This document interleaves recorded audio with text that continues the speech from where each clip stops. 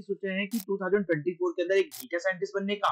तो आज मैं आपको एक 6 मंथ्स का ऐसा रोड मैप बताने वाला हूं जिसके जरिए आप 2024 के अंदर एक बहुत अच्छे डेटा साइंटिस्ट बन सकते हैं और अपनी ड्रीम जॉब गेट कर सकते हैं। तो वो क्या है रोड मैप? चलिए इसे डिस्कस करते हैं।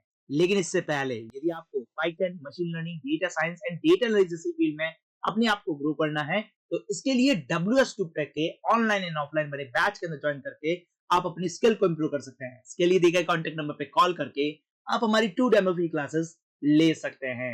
Hey everyone, once again welcome to WS2Tech। Myself Gaurav और आज की इस वीडियो के जरिए हम बात करेंगे डेटा साइंस के रोड मैप के बारे में। देखिए, सबसे पहले ये जानते हैं कि डेटा साइंस होती क्या है। देखिए, आप सब लोगों ने आर्टिफिशियल इंटेलिजेंस का नाम सुना होगा, मशीन लर्निंग का नाम सुना होगा, डीप लर्निंग का नाम सुना होगा। अच्छा, ये सब भी नहीं सुना है तो डेटा एनालिटिक्स का नाम सुना होगा। ये सब कुछ आपके पास डेटा साइंस की फील्ड के अंदर आता है। यस, आर्टिफिशियल इंटेलिजेंस और डेटा साइंस आपके पास ऑलमोस्ट सेम है। यहाँ पे इनका कोर्स करिकुलम भी सेम है और वर्किंग भी ऑलमोस्ट सेम रहती है। बस आपको जब आर्टिफिशियल इंटेलिजेंस में काम करना होता है तो आप कुछ एक्स्ट्रा चीजें यहाँ पे वर्क करते हैं। अब देखिए, आर्टिफिशियल इंटेलिजेंस के अंदर बहुत सारी चीजें आती है, जैसे कि आपने काफी चीजें यूज भी की होगी। जैसे हो गया चैट जीपीटी, हो गया यहाँ पे टेक्स्ट टू इमेज जनरेशन, हो गया इमेज टू वीडियो जनरेशन, हो गया यहाँ पे। ये सारे आर्टिफिशियल इंटेलिजेंस के एग्जांपल है। लेकिन इन सबको बनाने के लिए जरूरत पड़ती है डेटा साइंस, क्योंकि डेटा साइंस हमें डेटा के साथ वर्किंग करना सिखाता है। जैसे कि आपके पास आपको टेक्स्ट टू इमेज जनरेशन करना है तो उस टेक्स्ट के अंदर क्या क्या चीजें लिखी हुई है जिसकी वजह से उसी टाइप की इमेज जनरेट हो। तो बेसिकली वो जो टेक्स्ट है दैट इज योर डेटा, और उस डेटा के साथ किस तरह से वर्किंग करना है ये आपको डेटा साइंस सिखाता है। तो आर्टिफिशियल इंटेलिजेंस के अंदर यदि आप वर्क करने की सोच रहे हैं तब भी आपको डेटा साइंस सीखनी पड़ेगी। तो चलिए आज हम उस रोड मैप को देखते हैं जो कि आप 6 मंथ्स के अंदर कवर अप करके एक डेटा साइंटिस्ट बन सकते हैं। लेकिन उससे पहले हम जानते हैं कि आज की इस वीडियो के अंदर आप क्या क्या चीजें सीखने वाले हैं। तो देखिए, सबसे पहले हम यहाँ पे जानेंगे कि what is a data science. Yes, data science क्या होती है, इसके अंदर हमें कौन कौन से टेक्निकल टूल्स की जरूरत पड़ती है, हमें कौन कौन से सॉफ्ट स्किल्स आने चाहिए, हमारी सैलरी क्या रहने वाली है आफ्टर कंप्लीटिंग डेटा साइंस, उसके बाद कौन कौन सी ऐसी कंपनियां हैं जो डेटा साइंटिस्ट को हायर करती है, और सबसे लास्ट चीज हम इसे कहां से सीख सकते हैं, कहां से लर्निंग कर सकते हैं। ये हमारे की पॉइंट रहने वाले हैं आज की इस वीडियो के लिए। तो सबसे पहले हम स्टार्ट करते हैं कि डेटा साइंस क्या है। तो देखिए, डेटा साइंस आपके पास क्या है, एक वर्किंग प्रोसीजर है जिसके जरिए आप क्या करते हैं, डेटा की एनालिसिस करते हैं, डेटा के अंदर के ट्रेंड्स निकालते हैं और मीनिंगफुल इंफॉर्मेशन निकालते हैं, और उन इंफॉर्मेशन के जरिए आप क्या करते हैं, अपने सिस्टम रेडी करते हैं। सिस्टम रेडी करने का मतलब क्या है, अपने मॉडल बनाते हैं, जैसे कि टेक्स्ट टू इमेज जनरेशन वाला मॉडल हो गया, आपके पास टेक्स्ट टू टेक्स्ट जनरेशन वाला मॉडल हो गया आपके पास यहाँ पे। तो इस तरह के मॉडल्स तैयार किए जाते हैं। इसके अंदर और भी तरह के मॉडल्स आते हैं, जैसे रिकमेंडेशन सिस्टम मॉडल हो गया आपके पास यहाँ पे, क्लस्टरिंग सिस्टम आपके पास हो गया। ऐसे बहुत से एग्जांपल्स मैं आपको दे सकता हूँ जो कि डेटा साइंस के अंदर किए जाते हैं। तो बेसिकली डेटा साइंस का काम क्या है यहाँ पे, कि जो आपके पास जितना भी डेटा आया है उस डेटा से मीनिंगफुल इंफॉर्मेशन निकालना, उनमें से ट्रेंड्स को निकालना, उनमें से पैटर्न्स को रिकॉग्नाइज करना, एंड उन पैटर्न को रिकॉग्नाइज करने के बाद में आपके पास एक अच्छा मॉडल बिल्ड करना। मतलब बेसिकली एक एआई सिस्टम बिल्ड करने का काम आपके पास किसका होता है, एक डेटा साइंस का होता है। तो अब हम जानते हैं कि इस काम को करने के लिए हमें कौन कौन से टेक्निकल टूल्स की जरूरत पड़ेगी। तो बेसिकली ये होते हैं हमारे कुछ टेक्निकल टूल्स। चलिए वन बाय वन समझते हैं। सबसे पहले यदि आपको डेटा साइंस के अंदर वर्क करना है तो आपको मैथमेटिक्स की सबसे ज्यादा जरूरत पड़ने वाली है। यस, विदाउट मैथमेटिक्स आप आगे नहीं बढ़ सकते हैं। और इसके अंदर जो मैथमेटिक्स यूज होती है, ऐसा भी नहीं है हायर लेवल मैथमेटिक्स की जरूरत पड़ेगी। नो, एक बेसिक लेवल की मैथमेटिक्स जरूरत पड़ेगी। यदि आप 12th स्टैंडर्ड्स की बुक को प्रेफर करते हैं तो वहां तक की मैथमेटिक्स इनफ होती है, वहां तक की मैथमेटिक्स आपके पास काम आती है। और उनके अंदर भी ऐसा नहीं है कि सारी की सारी मैथमेटिक्स काम आएगी। जैसे उसके अंदर तो बहुत सारी चीजें होती है, ज्योमेट्री होती है, कॉनिक सेक्शंस होते हैं, बहुत सारी चीजें होती है, लेकिन ऐसा नहीं है। इसके अंदर हमारे पास कुछ इंपॉर्टेंट चीजें ही काम आने वाली है। और वो कौन कौन सी है, लीनियर अलजेब्रा है, कैलकुलस है एंड प्रोबेबिलिटी है। यस, ये तीन जो चीजें हैं, लीनियर अलजेब्रा, आपके पास कैलकुलस एंड प्रोबेबिलिटी, ये तीन मेजर इंपॉर्टेंट चीजें आपके पास डेटा साइंस में काम आने वाली है। इसके जरिए ही आप आगे बढ़ सकते हैं। देखिए, जो कहते हैं कि data science without any mathematics हो सकती है, ऐसा बिल्कुल नहीं है। मैथमेटिक्स के बिना आप आगे नहीं बढ़ सकते। तो आपको पहले अपनी मैथमेटिक्स का जो बैकग्राउंड है उसे थोड़ा-सा स्ट्रॉन्ग करना पड़ेगा। राइट, थोड़ा-सा स्ट्रॉन्ग करना पड़ेगा, उसके अंदर आपको सीखना पड़ेगा कि कैलकुलस कैसे वर्क करती है, आपके पास प्रोबेबिलिटी कैसे वर्क करती है, यहाँ पे स्टैटिस्टिक्स कैसे वर्क करती है, राइट? ये सारी चीजें आपको यहाँ पे समझनी पड़ेगी, देन फिर फर्दर आप आगे बढ़ सकते हैं, अदरवाइज आपको आगे बहुत सारी प्रॉब्लम्स आने वाली है। डेटा साइंस के अंदर जब भी आप किसी डेटा के अंदर से पैटर्न्स को रिकॉग्नाइज करते हैं ना, तो पैटर्न को रिकॉग्नाइज करने का मतलब सिंपल सा यही है कि उसके अंदर आप क्या करते हैं, मैथमेटिक्स को अप्लाई कर रहे होते हैं और उस मैथमेटिक्स के जरिए ही आप कुछ एक रिजल्ट निकाल रहे होते हैं। तो बेसिकली आपको यहाँ पे जरूरत पड़ती है मैथमेटिक्स की। देन सेकंड चीज आपके पास है यहाँ पे प्रोग्रामिंग स्किल। देखिए, विदाउट प्रोग्रामिंग आप डेटा साइंस में काम नहीं कर सकते, आपको एक प्रोग्रामिंग स्किल्स आनी जरूरी है। इसके लिए आप पाइथन प्रोग्रामिंग लैंग्वेज को चूज कर सकते हैं या फिर आर प्रोग्रामिंग लैंग्वेज को चूज कर सकते हैं। इन दोनों में से कोई भी एक प्रोग्रामिंग लैंग्वेज को चूज करते हुए आप आगे बढ़ सकते हैं। अब जो मैं यहाँ पे प्रोग्रामिंग लैंग्वेज लेने वाला हूँ, मतलब आगे वाला जो आपके पास यहाँ पे रोड मैप लेने वाला हूँ यहाँ पे, that's using a Python. Yes, मैं पाइथन को प्रेफर करते हुए आगे बढ़ूंगा क्योंकि पाइथन आज के टाइम के अंदर एक बहुत ही ट्रेंडिंग प्रोग्रामिंग लैंग्वेज है। Secondly, data science, machine learning, artificial intelligence में सबसे ज्यादा यूज होने वाली प्रोग्रामिंग लैंग्वेज है और मोस्ट ऑफ द कंपनियां डेटा साइंस के अंदर पाइथन प्रोग्रामिंग लैंग्वेज को ही प्रेफर करती है। ओके, पाइथन लैंग्वेज प्रोग्रामिंग को ही प्रेफर करती है, तो हमें भी इसी प्रोग्रामिंग लैंग्वेज को ही लेते हुए आगे बढ़ना है यहाँ पे। तो इसलिए हम प्रोग्रामिंग लैंग्वेज के अंदर पाइथन प्रोग्रामिंग लैंग्वेज लेंगे। लेकिन यदि आप सोच रहे हैं कि डेटा साइंस के अंदर रिसर्च सेक्टर के अंदर जाएं, या फिर आप ये सोच रहे हैं कि डेटा साइंस के अंदर आपको पीएचडी करनी है, तो फिर उसके लिए आपको आर प्रोग्रामिंग लैंग्वेज सीखनी पड़ेगी। वहां पे आपके पास आर प्रोग्रामिंग लैंग्वेज इस्तेमाल होती है क्योंकि वहां पे स्टैटिकल वर्क सबसे ज्यादा होता है, तो आपको स्टैटिक्स सीखनी पड़ेगी। देन फिर आगे बढ़ते हैं कि इसके आगे हमें क्या सीखना पड़ेगा। तो उसके बाद में आपको data manipulation and data cleaning, yes, ये आपको सीखना पड़ेगा। Very very important points of data science, because जब भी आपके पास कभी भी डेटा आता है, अनक्लीन डेटा होता है, अनस्ट्रक्चर्ड डेटा होता है, तो बेसिकली जब भी आपके पास डेटा आता है वो अनस्ट्रक्चर अनक्लीनिंग डेटा होता है। यहाँ पे उस डेटा को आपको क्या करना पड़ता है, क्लीन करना पड़ता है, एक स्ट्रक्चर फॉर्मेट के अंदर कन्वर्ट करना पड़ता है ताकि आप इसके अंदर फर्दर आगे बढ़ सके, आगे काम कर सके। क्योंकि देखिए, जब भी आप डेटा कलेक्ट करते हैं वो एक रॉ मटेरियल डेटा होता है। जैसे एग्जांपल के तौर पे बात करूं कि आप इंस्टाग्राम चलाते हैं, राइट? इंस्टाग्राम के अंदर आप डेटा जनरेट करते हैं। अब वहां पे डेटा किस तरह से जनरेट करते हैं, तो आप किसी भी वीडियो को या फिर आप रील्स को या इमेज को आप लाइक्स करते हैं। आप वहां पे क्या करते हैं, लाइक करते हैं एंड देन उसके बाद में उसके अंदर कमेंट्स करते हैं एंड किसी पर्सन को फॉलो करते हैं, अनफॉलो करते हैं और आप अपनी वीडियो या फिर रील या फिर आपके इमेज को आप क्या करते हैं, पोस्ट करते हैं। तो बेसिकली गाइस, यहाँ पे हो क्या रहा है, यहाँ पे आपके पास डिफरेंट डिफरेंट वे के अंदर आपका डेटा दिया जा रहा है, मतलब डेटा जनरेट किया जा रहा है। अब ये डिफरेंट डिफरेंट वे के अंदर डेटा जनरेट कर रहे हैं, लेकिन ये वाला डेटा हमारे डेटा साइंस के अंदर यूज नहीं आता है। तो हमें क्या करना पड़ता है, इसे क्लीन करना पड़ता है, इसे कन्वर्ट करना पड़ता है, राइट? एक स्ट्रक्चर फॉर्मेट के अंदर, एक टैबुलर फॉर्मेट के अंदर कन्वर्ट करना पड़ता है ताकि हम उनमें से पैटर्न्स को रिकॉग्नाइज कर सकें। तो फिर उसके लिए हमें जरूरत पड़ती है data manipulation and data cleaning की। इसके लिए आप यहाँ पर इस्तेमाल कर सकते हैं इन कुछ लाइब्रेरीज का, जो कि पाइथन की लाइब्रेरीज है। इसके अंदर आपके पास numpy लाइब्रेरी है, पांडा लाइब्रेरी है, scikit लाइब्रेरी है एंड एसक्यूएल है यहाँ पे। अब देखिए, एसक्यूएल का इस्तेमाल क्यों किया गया है मैंने यहाँ पे, क्योंकि देखिए एसक्यूएल क्या है, एसक्यूएल क्या है, डेटाबेस है आपके पास यहाँ पे, जहाँ पे आपका डेटा स्टोरेज किया जाता है। अब वहां से भी जब तक आपको डेटा गैदर करना नहीं आएगा और उसके अंदर भी डेटा क्लीनिंग करना नहीं आएगा, तब तक आप आगे नहीं बढ़ सकते। तो इसके लिए आपको क्या करना पड़ेगा, आपको ये सारे मॉड्यूल्स जो है वो सीखने पड़ेंगे। देन आगे बढ़ते हैं यहाँ पे। उसके बाद मेजर इंपॉर्टेंट चीज आती है आपके एक्सप्लोरी डेटा एनालिसिस या फिर डेटा विजुअलाइजेशन।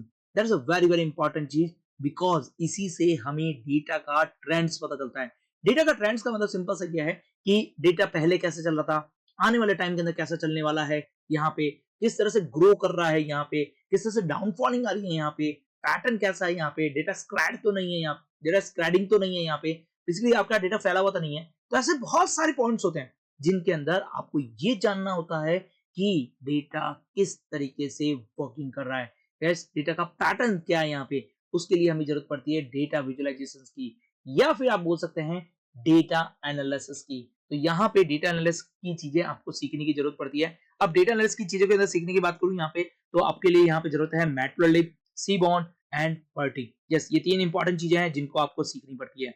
देन फिर फर्दर हम आगे बढ़े, यहाँ पे आपकी आ जाती है मशीन लर्निंग, जिसके जरिए ही आप अपने प्रेडिक्शन सिस्टम बनाते हैं, जिसके जरिए ही आप अपने रिकमेंडेशन सिस्टम बनाते हैं, जिसके जरिए ही आप text to image generation system बनाते हैं। That is called machine learning. Yes, इस मशीन लर्निंग के जरिए ही सारे काम होते हैं।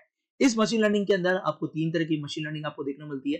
That is first one is supervised machine learning, then second one is unsupervised machine learning, third one is आपके पास रेनफोर्समेंट मशीन लर्निंग। तो बेसिकली इसके अंदर तीन तरीके की आपके पास मशीन लर्निंग मिलती है, जो कि तीनों अलग अलग तरीके से वर्क करती है। तो ये तीन तरह की जो मशीन लर्निंग है दैट्स वो आपको सीखनी पड़ेगी। उसके बाद फिर हम आगे बढ़ते हैं, that's a feature engineering. Yes, feature engineering is a very very important चीज, बिकॉज देखिए आप जो भी डेटा जनरेट कर रहे होते हैं वो डेटा आपके पास डायरेक्टली वर्किंग में नहीं लिया जा सकता, क्योंकि उसके अंदर काफी ऐसे फीचर्स होते हैं जो कि आपके लिए जरूरत नहीं होते हैं, काफी ऐसे फीचर होते हैं जो कि आपके लिए बहुत ही ज्यादा जरूरत आते हैं। तो फिर ऐसे केसेस के अंदर आपको क्या करना पड़ता है, फीचर की इंजीनियरिंग करनी पड़ती है, मतलब फीचर सिलेक्शन करना पड़ता है। इसके साथ साथ काफी ऐसे फीचर होते हैं जो कि बहुत ही लार्जेस्ट अमाउंट के अंदर होते हैं, उनको आपको क्या करना पड़ता है, कम करना पड़ता है। तो बेसिकली यहाँ पे आप क्या करते हैं, अपनी फीचर फीचर मतलब आपके पास जो भी आपका डेटा है, उस डेटा के साथ आप क्या करते हैं, यहाँ पे वर्किंग करते हैं। कभी उन्हें कम करते हैं, कभी उन्हें ज्यादा करते हैं, कभी उनकी स्केलिंग करते हैं, ऐसे बहुत सारे प्रोसेस होते हैं। That is a very very important चीज इज फीचर इंजीनियरिंग। यस, आपको फीचर इंजीनियरिंग यहाँ पे सीखनी पड़ेगी। देन फिर फर्दर आप आगे बढ़ सकते हैं, that's a deep learning. Yes, deep learning is one of the most important चीज टुडे सिनेरियो। यस, आज के सिनेरियो के हिसाब से देखें तो डीप लर्निंग बहुत इंपॉर्टेंट है, बिकॉज आजकल जो भी चीजें आपके पास बन रही है, जितने भी एआई के मॉडल बन रहे हैं, वो सारे के सारे मॉडल्स आपके पास डीप लर्निंग बेसिस पे बनते हैं। क्योंकि बहुत ही सिंपल, क्योंकि आपके पास जो डेटा आज के टाइम के अंदर जो जनरेट होता है ना, वो डेटा बिग डेटा बन चुका है। यस, अब हम बिग डेटा के ऊपर काम करने लगे हैं, और बिग डेटा के अंदर आपको इस तरह के सिस्टम बनाना है, एआई के टूल्स बनाने हैं, या फिर प्रेडिक्शन सिस्टम बनाना है, तो फिर उसके लिए आपको जरूरत पड़ती है डीप लर्निंग की। यस, विदाउट डीप लर्निंग आप नहीं वर्क कर सकते। मशीन लर्निंग के जरिए भी कर सकते हैं, कहीं किसी पॉइंट के ऊपर मशीन लर्निंग जो होती है वो वर्किंग करना बंद कर देगी, तो फिर वहां पे आपको जरूरत पड़ती है डीप लर्निंग की। तो आपको डीप लर्निंग यहाँ पे आनी चाहिए। एंड डीप लर्निंग के अंदर आपके पास बहुत सारे न्यूरल नेटवर्क्स बनते हैं, और उन न्यूरल नेटवर्क्स के ऊपर वर्किंग करती जाती है। तो बेसिकली ये न्यूरल नेटवर्क कौन सा होता है, तो बेसिकली एएन है हमारा, सीएनएन है हमारे पास, आरएनएन है यहाँ पे। ऐसे बहुत सारे न्यूरल नेटवर्क्स होते हैं जिनके ऊपर आप वर्क करके आप डीप लर्निंग के अंदर काम कर सकते हैं। उसके बाद आता है एनएलपी। देखिए आजकल जो जितना भी काम चल रहा है वो सारा काम टेक्स्ट से रिलेटेड चल रहा है, मतलब टेक्स्ट टू टेक्स्ट जनरेट हो रहा है, यहाँ पे टेक्स्ट टू इमेज जनरेशन हो रही है। तो बेसिकली आपके पास आजकल जितना भी काम है वो टेक्स्ट के ऊपर किया जा रहा है, और जो भी हम टेक्स्ट यूज कर रहे हैं वो टेक्स्ट आपके पास एक फिल्टर टेक्स्ट नहीं होता है। फिल्टर टेक्स्ट नहीं होने का मतलब क्या है, जैसे बोलता हूँ माय नेम इज गौरव, अब इसमें इंपॉर्टेंट चीज क्या है, मेरा नाम इज गौरव प्रजापति, बस यही इंपॉर्टेंट है। इज, आई एम, आर, ये चीज इंपॉर्टेंट नहीं है। दैट इज क्या है, हमारे पास ये हेल्पिंग वर्ब है। लेकिन यदि मुझे किसी सर्चिंग पॉइंट पे जाना है तो वहां पे हेल्पिंग वर्ब काम नहीं करेगी, वहां पे गौरव प्रजापति काम करेगा, या फिर what is your name, name यहाँ पे वर्क काम करेगा। तो ऐसे आपके पास बहुत से एग्जांपल होते हैं जहां पे आपके पास बहुत सारा टेक्स्ट जनरेट होता है ना, तो उस टेक्स्ट के अंदर बहुत सारी प्रॉब्लम्स होती है, मतलब बहुत सारी ऐसी चीजें होती है जो कि अनवांटेड होती है। तब हम वहां पे क्या करते हैं, हम हमारे टेक्स्ट को फिल्टर करते हैं, मतलब हमारे टेक्स्ट को क्लीन करते हैं। तो वहां पे हमें जरूरत पड़ती है एनएलपी की। तो एनएलपी क्या है गाइस, यहाँ पे आपके पास टेक्स्ट क्लीनिंग करने के लिए आपकी हेल्प करता है। देन आपके पास आता है computer vision. This is a very very important चीज as a today scenario. Next है आपके पास computer vision. It is also important points, because आज के टाइम के अंदर जितने भी वर्क चल रहे हैं वो इमेज के ऊपर चल रहे हैं। जैसे आप टेक्स्ट से इमेज जनरेट करना चाहते हैं, या फिर आप इमेज के अंदर फेस रिकग्निशन, इमेज के अंदर फेस आपके पास यहाँ पे डिटेक्शन सिस्टम बनाना चाहते हैं, या व्हीकल डिटेक्शन सिस्टम बनाना चाहते हैं, तो यहाँ पे वर्किंग किसके हो रही है, इमेज के ऊपर वर्क हो रही है। और जब भी आप इमेज के ऊपर वर्किंग करने की सोच रहे हैं तो वहां पे हमें जरूरत पड़ेगी कंप्यूटर विजन की।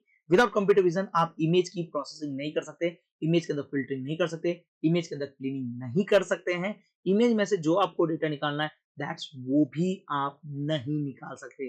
तो बेसिकली आपको किसकी जरूरत पड़ती है, कंप्यूटर विजन की जरूरत पड़ती है। कंप्यूटर विजन के थ्रू आप इमेज प्रोसेसिंग के ऊपर आप वर्किंग कर पाएंगे। देन नेक्स्ट आता है आपका big data technology. That's a important choice, that's a important चीज, क्योंकि आज के टाइम के अंदर जैसे मैंने बोला आपका डेटा आपका स्मॉल अमाउंट ऑफ डेटा नहीं रहा, वो अब क्या बन चुका है, बिग डेटा बन चुका है। इसको छोटे से एग्जांपल के थ्रू समझते हैं। जैसे कि आप इंस्टाग्राम चलाते हैं, अब लेट्स सपोज कीजिए यहाँ पे कि आप इंस्टाग्राम कितने घंटे चलाते हैं, मतलब पूरे दिन के अंदर 24 घंटे के अंदर कितने घंटे आप इंस्टाग्राम चलाते होंगे, ऑन एन एवरेज 1 घंटा या 2 घंटे, या पूरे और 24 घंटे की बात करूं 2 घंटे आप इंस्टाग्राम चलाते हैं। अब 2 घंटे के अंदर आप कितनी रील्स देख चुके होंगे, 2 घंटे के अंदर अराउंड अराउंड आप यहाँ पर 200 प्लस रील्स देख चुके होते हैं। yes, इस 2 आवर्स के अंदर 200 प्लस रील्स जो होती है आपकी देख चुकी होती है। इसके अंदर कितने ही आपने लाइक्स कर रखे होते हैं, और इसके अंदर कितने ही लोगों को शेयर कर चुके होते हैं। तो बेसिकली आप खुद सोचिए 2 घंटे के अंदर 200 रील्स, एक अप्रोक्सीमेट बता रहा हूँ यहाँ पे, इससे भी ज्यादा लोग देखते हैं, इससे कम भी लोग देखते हैं, तो आपके पास अप्रोक्सीमेट 2 आवर्स के अंदर आप 200 रील देख रहे हैं। तो फिर सोचिए हमारी जो पॉपुलेशन है, हमारी जो आपके पास यहाँ पे हमारी जो पॉपुलेशन है यहाँ पे, वर्ल्ड वाइड जो पॉपुलेशन है उसके अनुसार वो यदि 2-2 घंटे चलाए तो कितनी आपके पास रील्स देखी जा सकती है। अब ये जो डेटा है ये कैसा डेटा हो चुका है? That's a big data. Yes, ये कैसा डेटा हो चुका है? बिग डेटा हो चुका है। अब इस बिग डेटा के ऊपर यदि आपको वर्किंग करनी है, इस बिग डेटा के ऊपर आपको काम करना है, देन आपको सीखना पड़ेगा Hadoop and spark. Yes, spark और हडूप की हेल्प से आप इस बिग डेटा के ऊपर वर्किंग कर सकते हैं और इसके अंदर से जो भी आपको पैटर्न्स वगैरह रिकॉग्नाइज करना है, दैट्स वो भी आप निकाल सकते हैं। चलिए नेक्स्ट बात करते हैं, there is a time series analysis, this is a very very important चीज, बिकॉज देखिए जब भी आप ये सोच रहे हैं कि शेयर मार्केट के अंदर ट्रेंड्स निकालना, या जब भी आप सोच रहे हैं आज के हिसाब से आपका फ्यूचर में क्या वेदर रहने वाला है, इस पर्टिकुलर डेट को क्या वेदर रहने वाला है, इस तरह की यदि आप चीजें इस तरह की चीजें आप यहाँ पे प्रेडिक्शन करने की सोच रहे हैं, तब वहां पे जरूरत पड़ती है आपको टाइम सीरीज एनालिसिस की। तो आपके लिए टाइम सीरीज एनालिसिस का बेसिक मतलब मैं आपको बताऊं कि टाइम के साथ आपको प्रेडिक्शन करना है, तो वहां पे आपको जरूरत पड़ेगी टाइम सीरीज एनालिसिस की। तो आपको टाइम सीरीज एनालिसिस सीखनी चाहिए। देन आपके पास लास्ट आता है कि ये जितना भी चीजें बना ली, यस, आपने ये जितनी भी चीजें सीख ली है, यहां से आपने मॉडल भी बना लिया है, लेकिन एंड ऑफ द डे ये मॉडल कहां डिप्लॉय करना पड़ेगा? तो देखिए मॉडल को डिप्लॉय करने के लिए आपके पास बहुत से डिफरेंट सोर्स होते हैं, लेकिन कुछ कोर सोर्सेज होते हैं जो कि आपके पास हर कंपनी यूज करती है, और उसके अंदर क्या है, फ्लास्क हो गया, यहाँ पे डॉकर हो गया, या फिर क्लाउड प्लेटफॉर्म हो गया। क्लाउड प्लेटफॉर्म में AWS हो गया, आरजू हो गया, यस, आपके पास GCP हो गया। यहाँ पे ऐसे क्लाउड प्लेटफॉर्म होते हैं जहां पे आप अपने मॉडल को क्या कर सकते हैं, डिप्लॉय कर सकते हैं, मतलब एक तरीके से आप प्रेजेंटेशन दिखा सकते हैं, राइट। ये थी हमारी कुछ टेक्निकल स्किल्स जो कि आप इसे कंप्लीट 6 मंथ्स के अंदर कंप्लीट करके एक बहुत अच्छे डेटा साइंटिस्ट बन सकते हैं। लेकिन टेक्निकल स्किल्स के साथ साथ आपको यहाँ पे सॉफ्ट स्किल्स भी सीखनी चाहिए, क्योंकि जब भी आप किसी इंडस्ट्रीज के अंदर वर्क करेंगे तो वहां पे जिस इंडस्ट्रीज के अंदर वर्क करें उनके एम्प्लॉय से आपको बात करनी पड़ेगी। बेसिकली आपको डेटा गैदर करने की जरूरत पड़ेगी, तो डेटा गैदर करने के लिए आपको डिफरेंट सोर्सेज की जरूरत पड़ेगी। इसके साथ साथ देखिए जब भी आप किसी इंडस्ट्रीज में काम करते हैं तो आपको उस इंडस्ट्रीज के डोमेन की पूरी कंप्लीट नॉलेज लेनी होगी। विदाउट कंप्लीट नॉलेज आप डेटा साइंस के अंदर वर्किंग नहीं कर सकते। तो बेसिकली आपको पर्टिकुलर डोमेन की नॉलेज चाहिए। अब डोमेन की नॉलेज के लिए आप क्या करेंगे, उस डोमेन के डिफरेंट पीपल से बात करेंगे। इसके लिए आपको जरूरत पड़ेगी कम्युनिकेशन स्किल्स की, मतलब हमारे सॉफ्ट स्किल्स की। तो सॉफ्ट स्किल्स के अंदर पहली है प्रॉब्लम सॉल्विंग स्किल्स, मतलब आपके पास किसी भी तरह की प्रॉब्लम्स आ जाए यहाँ पे, उसको सॉल्व कैसे करना है, उसे टैकल कैसे करना है, that is a very very important चीज। ये आपको आना चाहिए। यस, किस सिचुएशन के अंदर कैसा आंसर निकालना है, किस तरह से आंसर देना है, that is a very very important चीज। उसके बाद आती है आपकी communication skills. Yes, communication skills भी अच्छी होनी चाहिए। यदि कम्युनिकेशन स्किल्स अच्छी नहीं है, कम्युनिकेशन स्किल्स नहीं है आपकी, आप एक शाय पैटर्न के पर्सन है, तो फिर ये आपके लिए आगे चलते हुए प्रॉब्लमेटिक बनने वाला है। रीजन क्यों? क्योंकि देखिए जब आप किसी कंपनी में काम करेंगे, उस कंपनी के डेटा को गैदर करने चलेंगे, तो डेटा के गैदर करने के लिए आपको डिफरेंट पीपल से बात करनी पड़ेगी, उनके डोमेन की नॉलेज लेनी पड़ेगी, उस डोमेन में आपको एक्सपर्टीज दिखानी पड़ेगी। तो फिर वहां पे आपको कम्युनिकेशन आना चाहिए। दैट इसके लिए जरूरत पड़ती है कम्युनिकेशन स्किल्स की। तो दैट्स आल्सो इंपॉर्टेंट पॉइंट यहाँ पे, आपको अपनी कम्युनिकेशन स्किल्स को इंप्रूव करना है, साथ साथ एंड प्रॉब्लम सॉल्विंग स्किल्स को भी आपको इंप्रूव करना है।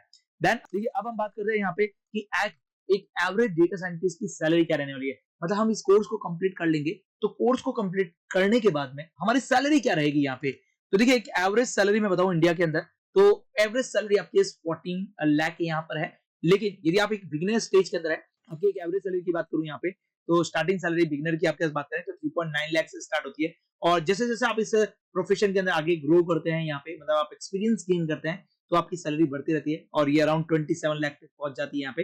लेकिन एक ऑन एवरेज सैलरी की बात करूं तो वो कितनी है, 14 लाख सैलरी है। अब इन सैलरी को कौन कौन सी कंपनियां देती है, मतलब हमारी जॉब कहाँ कहाँ लग सकती है, उनको जरा देखें। तो मैं हायरिंग कंपनी की बात करूं यहाँ पे, यस, टॉप हायरिंग कंपनी की बात करूं तो आप गूगल के अंदर अप्लाई कर सकते हैं। यस, गूगल कंपनी हो गई, एक्यूरेटर कंपनी हो गई, IBM हो गई, माइक्रोसॉफ्ट हो गई, अडानी ग्रुप्स हो गई यहाँ पे, राइट। ऐसी बहुत सी कंपनियां हैं जो कि एक डेटा साइंटिस्ट को हायर करती है। अब बात करें कि ये डेटा साइंस का कोर्स हम सीख कहां सकते हैं, मतलब हमें यदि सीखना है तो कहां कहां से सीख सकते हैं, क्या क्या रिसोर्सेस है हमारे पास यहाँ पे। तो पहला रिसोर्सेज आपके पास है, दैट्स WS Cryptex से आप सीख सकते हैं। WS Cryptex में ऑनलाइन एंड ऑफलाइन बैचेस के जरिए आप यहाँ पर सीख सकते हैं। आप YouTube चैनल से सीख सकते हैं। WS Quick के YouTube चैनल पे भी काफी वीडियो है डेटा साइंस से रिलेटेड, आप वहां से सीख सकते हैं। देन चैट जीपीटी, यस आप चैट जीपीटी भी सीख सकते हैं। चैट जीपीटी से आप डिफरेंट डिफरेंट क्वेश्चन पूछ के उनके रिलेटेड आंसर गेट करके आप उनसे सीख सकते हैं। एंड आप यहाँ पे बहुत सारी डेटा साइंस की डिफरेंट डिफरेंट बुक्स आती है, आप उन बुक से भी आप सीख सकते हैं। ये आपके सोर्सेस है जहां से आप डेटा साइंस को सीख सकते हैं।